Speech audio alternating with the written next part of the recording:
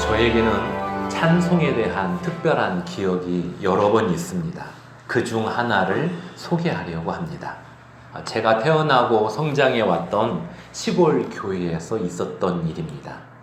군대를 제대하고 와서 보니 전에는 없었던 토요 모임이 생겼습니다. 그러니까 토요일 저녁 중고등부 학생들이 주관하는 찬양 집회였습니다. 저는 청년부였지만 후배들의 찬양 집회가 어떻게 진행되는지 궁금해서 일부러 찾아갔습니다. 저는 그날 밤 30분 정도의 찬양 시간이 마칠 때까지 단 한 곡도 따라 부르지 못했습니다. 예배당에 도착해 무릎을 꿇자마자 고개도 들지 못한 채 눈물 콧물이 범벅이 되어 그냥 마냥 울었습니다. 앞에서 찬양 인도를 하는 후배들의 모습이 얼마나 감동이 되든지 눈물 콧물이 범벅되었습니다. 우리 성도님들께서 직접 그 모습은 안 봤을지라도 이 상황이 어떤 상황인지 이해가 되실 겁니다. 저는 그날 밤 찬송을 했습니까? 안 했습니까? 또 하나의 이야기를 해보겠습니다. 전에 섬기던 교회에는 예배 시간에 맨 앞에 앉아서 찬송을 아예 안 부르는 분이 몇 명 있었습니다. 처음에는 잘 모르는 찬송이어서 잘 부르지 않는 줄 알았습니다. 그런데 그분들은 언제나 찬송을 부르지 않았습니다. 그러니까 노래 자체를 싫어하는지 아니면 하고 싶어도 노래를 전혀 모르는 건지 알 수 없지만 이분들이 입을 열어 찬송하는 모습을 한 번도 못 봤습니다. 이분들은 찬송을 한 것일까요? 안 한 것일까요? 제가 경험했던 그날 밤 감동이 밀려와서 눈물 콧물 흘리며 감사합니다를 100번 가까이 외쳤을지라도 집에 돌아가서 부모님에게 불평을 쏟아냈다면 저는 그날 밤 찬송한 게 아닙니다. 이와 달리 예배 시간마다 찬송을 한 번도 부르지 않았으나 하나님의 말씀을 마음에 잘 새기고 순종하는 모습으로 날마다 살아가고 있다면 그분들은 비록 노래로 표현하지 않았을지라도 찬송의 삶을 살아가고 있음을 말씀드리고 싶습니다. 제가 지금 어떤 이야기를 하고자 하는지 감을 잡으셨죠? 그렇습니다. 찬송에 있어서 정말 중요한 부분은 겉으로 드러나는 어떤 외형이 아닙니다. 물론 마음을 다해 입술로 뜨겁게 고백하는 모습도 필요합니다. 하지만 성도인 내가 어떻게 살아가고 있느냐, 이 부분이 더 중요합니다.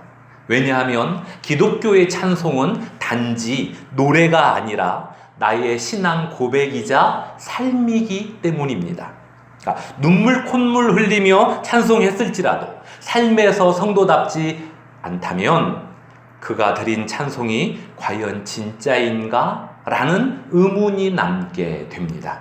그래서 신약성경 에베소서 1장을 보면 사도 바울이 에베소 교회 성도들에게 말하기를 하나님이 그리스도 안에서 우리를 택하시고 자녀가 되게 하심은 그 은혜의 영광을 찬송하게 하려 함이라는 내용과 더불어 우리로 하여금 그리스도 안에서 그의 영광의 찬송이 되게 하려 하심이라는 내용이 함께 나옵니다.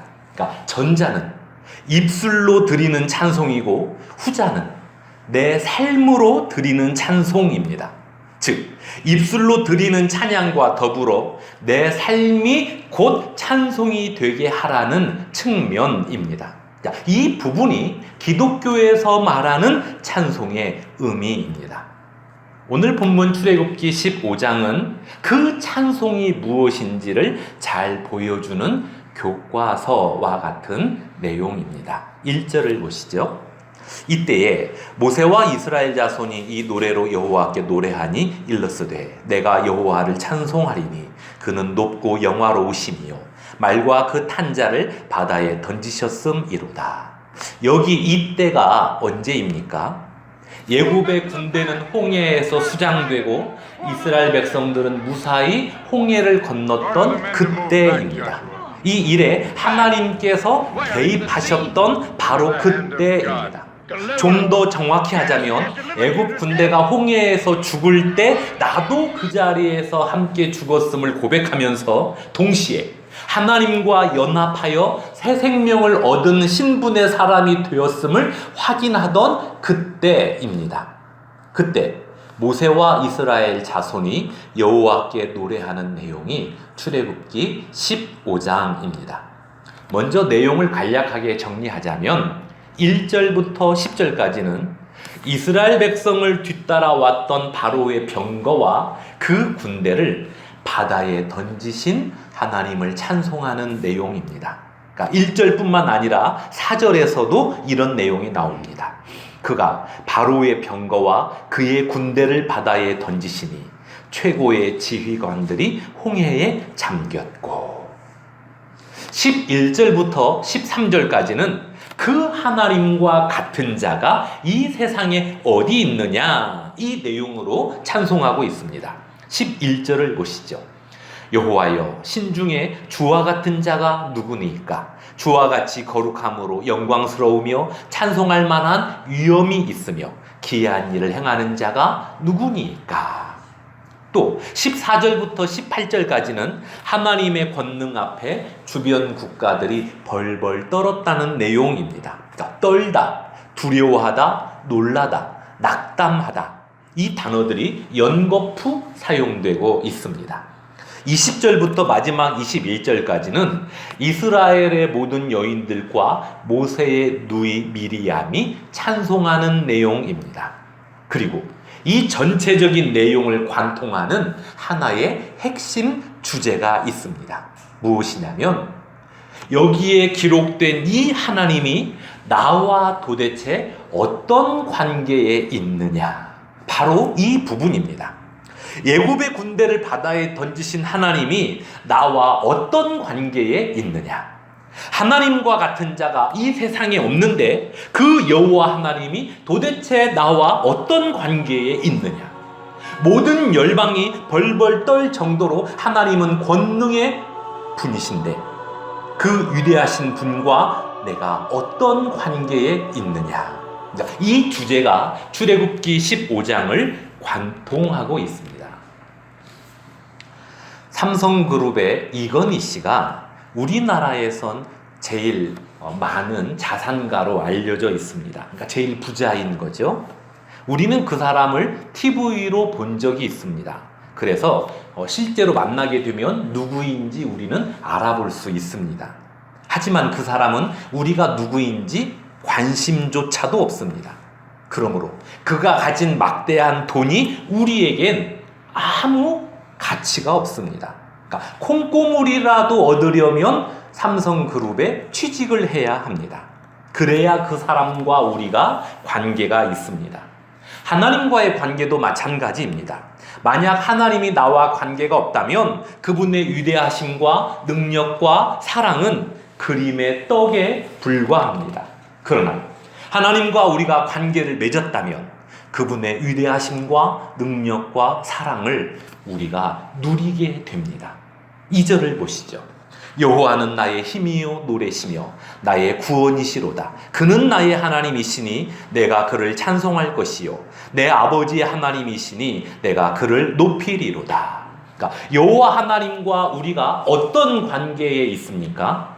여호와는 나의 힘이요 나의 구원이요 나의 하나님입니다. 애굽의 군대를 바다에 던지신 하나님이 나와 어떤 관계에 있냐면 나의 힘이시고 나의 구원이십니다. 즉 하나님은 그 백성을 애굽의 군대로부터 건지기 위해 그분의 힘을 기꺼이 사용하셨습니다. 그러니까 우리가 어려움에 처해 있을 때면 언제라도 나의 힘이 되어 주시겠다는 의미입니다. 여러분의 하나님이기에 여러분이 처한 곤경에서 여러분을 건지고자 하나님의 힘을 사용해 주십니다. 하나님은 반드시 여러분이 빠진 수렁에서 건져내 반석으로 끌어올리십니다. 그러므로 곤경에 처해 많은 고통과 어려운 상황을 만났을 때 나의 힘이 되신 여호와 하나님을 의지하는 모습이 최선입니다. 13절도 보십시오. 주의 인자하심으로 주께서 구속하신 백성을 인도하시되 주의 힘으로 그들을 주의 거룩한 처소에 들어가게 하시나이다. 그러니까 주의 인자하심으로 인해 내가 하나님의 백성 되었다는 의미입니다. 여기 인자하심이란 마르지 않는 사랑입니다. 샘물이 솟아나듯 계속 솟아나는 사랑입니다. 그 사랑으로 하나님은 우리를 대해 주십니다. 하나님에게 있어서 우리들은 매우 소중한 존재이기 때문입니다. 내용이 많아서 다 살펴보지는 못하지만 결국 하나님과 우리는 매우 친밀한 관계입니다. 특히 하나님을 향한 우리의 마음보다 우리를 향한 하나님의 사랑이 더욱 크고 풍성합니다. 우리는 종종 하나님을 잊고 살지만 하나님은 1분 1초도 우리를 잊지 않으십니다. 우리는 하나님을 향한 마음이 한 번씩 바뀌지만 우리를 향한 하나님의 사랑은 단 한 번도 변한 적 없습니다. 그러니 그 하나님을 어찌 찬송하지 않을 수 있겠는가? 그러니까 입술로는 물론이고 내 삶이 찬송이 되는 이 일에 어찌 손을 놓을 수 있겠는가? 내가 찬송하는 이유는 바로 이 사실 때문이라는 내용이 출애굽기 15장입니다. 그렇습니다. 찬송이란 하나님은 나에게 누구인가 이 사실을 아는 데서 나오는 진실한 신앙 고백이자 삶입니다. 죄로 인해 죽었던 나를 그리스도와의 연합을 통해 다시 살리시고 하나님의 무한한 사랑 속에서 살게 하신 이 은혜를 바라보면서 하나님은 진정 나에게 이런 분이시군요. 나와 특별한 관계를 맺으시고 그분의 놀라운 사랑을 베풀어 주시며 언제나 내 삶을 인도해 가시는군요. 정말 감사합니다. 그러니까 이러한 고백을 따라 삶에서 하나님의 백성답게 살아가는 모습, 이 모습이 진정한 찬송입니다. 그런데 한국 교회는 이 부분이 생략된 채 너무 감성적으로 찬송이 흘러가고 있는 안타까움을 보이고 있습니다. 찬송 시간 그 자체에만 몰입하고 있습니다.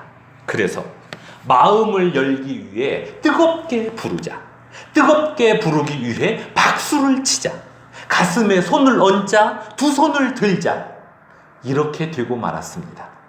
박수를 치며 뜨겁게 부르는 찬송, 가슴에 손을 얹고 하는 찬송, 두 손을 들고 부르는 찬송, 저는 그 자체가 잘못되었다고 말하는 게 아닙니다. 왜 뜨겁게 부르려고 하는가? 왜 가슴에 손을 얹었는가? 왜 두 손을 들었는가? 이 의도가 분명해야 합니다. 그냥 그 자체에 깊이 빠지기 위해 하는 행동은 기독교의 모습이 아닙니다. 이 시간은 찬송하는 시간이니까 제대로 한번 빠져보자. 이 마음으로 가슴에 손을 얹고 두 손을 들고 소리를 높인다면 이 모습은 찬송의 진정성에서 많이 벗어났다라고 말할 수 있습니다. 그런데도 그 모습이 교회마다 만연한 까닭은 우리 민족의 특성과 그 특성을 이용한 지도자들 때문입니다. 무슨 말이냐면 한국 사람들은 무엇을 할 때 정말 제대로 한 것 같은 느낌을 좋아합니다. 예를 들면 통성기도를 시작할 때 주여 삼창을 왜 하죠? 기도에 있어서 주여 삼창은 큰 의미가 없습니다. 하나님의 귀가 어두워졌다면 크게 불러야죠. 또 우리가 단체로 크게 부르짖을 때 하나님께서 관심을 더 갖는다면 그렇게 해야 합니다. 그런데 그게 아니라 우리 스스로 주여 삼창을 한 뒤 목소리를 높여 뜨겁게 기도해야 기도하고 난 뒤 기도한 것 같은 기분이 들어서 그렇게 한다면 곤란합니다. 오늘 오랜만에 기도 제대로 했다. 아, 시원하다. 이 기도에는 참 은혜롭다. 이렇게 접근하면 곤란합니다. 찬송도 마찬가지입니다. 이왕 찬송을 하려면 제대로 한 것 같다는 느낌을 갖기 위해 눈도 감아보고 두 손도 들어보고 가슴에 손도 얹으면서 스스로 감동을 연출한다면 곤란합니다. 나와 하나님과의 관계가 너무 감격스러워서 저절로 감아진 눈이라며, 나를 품어주신 하나님의 은혜가 너무나 커서 두 손을 내 가슴에 모으는 것이라며, 하나님의 높으신 이름 앞에 나의 두 손이 저절로 올라간 것이라면 그 어찌 마다하겠습니까? 그런데 그게 아닌 그런 액션이 들어가야 찬송한 것 같은 느낌이 들기 때문에 취하는 행동이라면 겉보기에는 어떨지 몰라도 찬송의 의미를 퇴색시키는 결과를 가져오게 됩니다. 찬송은 내 스스로 생각할 때 제대로 한 것 같은 느낌이 중요한 게 아니라 나에게 은혜를 베풀어 주신 하나님과의 관계를 생각하며 마음으로 또 삶으로 드려져야 합니다. 그러므로 성도의 찬송은 삶의 연장선상에 있는 고백이어야 하고 삶은 찬송 그 자체여야 합니다. 하나님이 나에게 어떤 분이신지 나의 인격과 성품과 언어를 통해 드러나야 하고 그 고백되어진 삶을 보듬고 다시 주 앞에 나아와 감사로 부르는 노래가 찬송입니다. 이 찬송의 삶을 잘 보여준 사람이 다윗입니다. 그러니까 나라가 안정기에 들어선 어느 해에 아들 중 한 명인 압살롬이 왕권을 찬탈하기 위해 반란을 일으켰습니다. 왕이자 아버지인 다윗을 죽이려 합니다. 다윗은 눈물을 머금고 도망을 칩니다. 다른 사람도 아닌 아들에게 쫓겨다니는 이 상황을 생각해 보십시오. 마음이 얼마나 괴로웠겠습니까? 압살롬은 아버지 다윗을 잡아 죽이려는 그 일을 포기하지 않았습니다. 전국에 현상금을 내걸었습니다. 그리고 군인들에겐 계속 추격 명령도 내렸습니다. 그래서 다윗은 포위망을 피해 낮엔 동굴에서 숨어 지냈고 밤엔 이동을 했습니다. 여러분이 그 상황이라면 어떻게 하시겠습니까? 차가운 동굴 바닥에 누워 노래를 불렀다면 어떤 노래를 불렀겠습니까? 전라남도 완도에 있는 복일도 혹시 가보셨습니까? 그러니까 들어보셨죠? 거기엔 우암 송시열이 쓴 시가 적혀 있습니다. 한번 들어보십시오. 83 늙은 몸이 푸른 바다 한가운데에 떠 있구나. 한마디 말이 무슨 큰 죄일까? 3번이나 쫓겨난 이도 또한 힘들었을 것이다. 백월에 계신 임을 속절없이 우러르며 다만 남녘 바람의 순풍만 믿을 수밖에. 담비 가돈 내리신 옛 은혜 있으니 감격하여 외로운 충정으로 흐느끼네. 그러니까 숙종에게 충언을 고했다가 제주도로 귀향 가는 길에 잠시 들렸던 복일도에서 지은 시입니다. 그러니까 일평생 나라를 위해 헌신했건만 그 마지막은 타향에서의 죽음임을 직감하면서 자신의 신세한탄과 더불어 그래도 남아있는 충정을 담아 놓았습니다. 우암 송시열의 입장보다 다윗의 입장은 더 비참합니다. 그러나 다윗은 아들에게 쫓겨다니던 그때 차가운 동굴바닥에서 우리도 너무나 잘 아는 이 시를 지어 노래를 불렀습니다. 여호와는 나의 목자시니 내게 부족함이 없으리로다. 여호와는 나의 목자시니 내게 부족함이 없으리로다. 나로 하여금 푸른 초장에 눕게 하시며